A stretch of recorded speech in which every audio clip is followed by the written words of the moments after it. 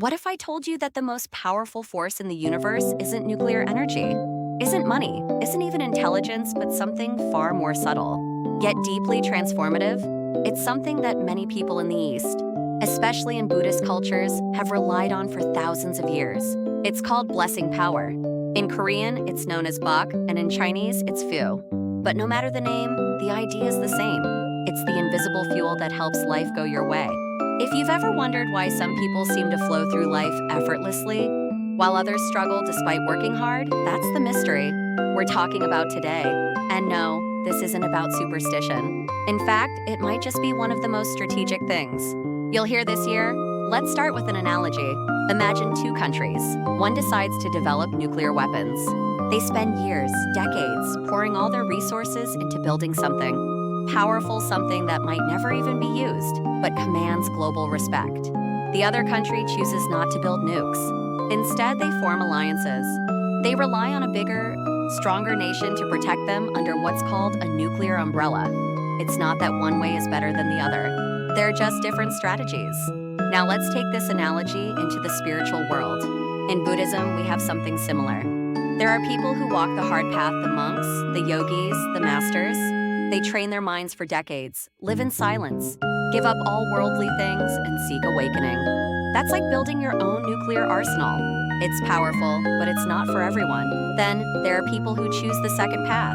They rely on the compassion and grace of enlightened beings, Buddhas and Bodhisattvas.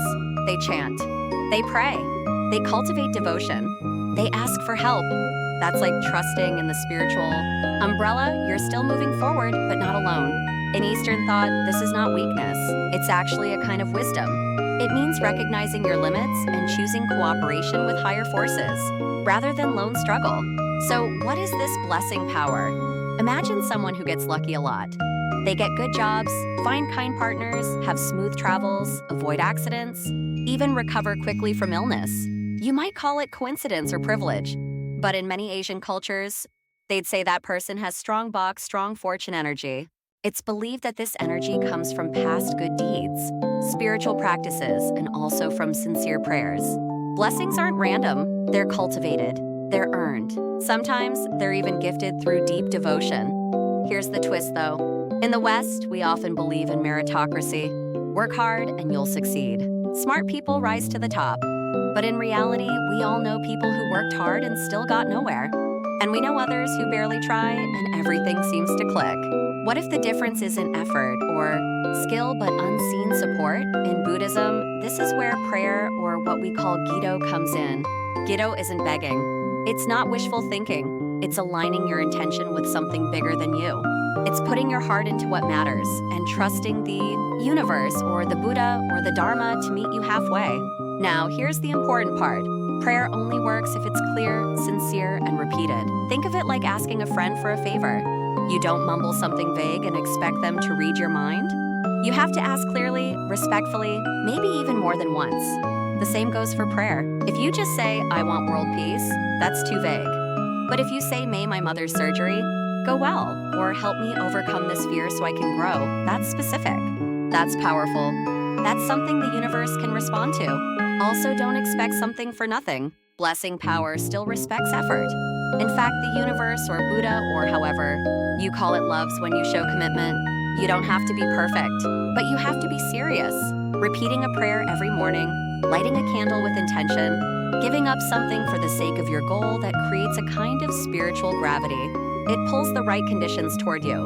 Let's also be honest, not everyone starts life at the same place. Some people are born rich, good-looking, healthy, surrounded by support. Others are born into struggle. That's not fair, and no one in Buddhism pretends that it is. That's why blessing power is so important. It can help rebalance the scales. It can give you a lift when life feels heavy. It's like having wind at your back when you're climbing a hill, but just like the wind, it's invisible. You only feel it when you move, which means you have to take the first step. You have to pray. You have to ask. You have to show up. There's a saying in Korean temples, if you light a candle, even the darkest night fades, but someone has to light the candle. That's you. And here's something else that might surprise you. Blessings don't only come to the holy or the religious. They come to anyone who asks with sincerity and clarity. Whether you're a CEO, a student, a single parent, or someone just trying to figure things out, if your heart is in the right place, the universe listens. Not because it's magical, but because you're aligning with something deep and ancient. Billions of people have done this for generations. They've prayed for health, for peace, for wisdom, for love.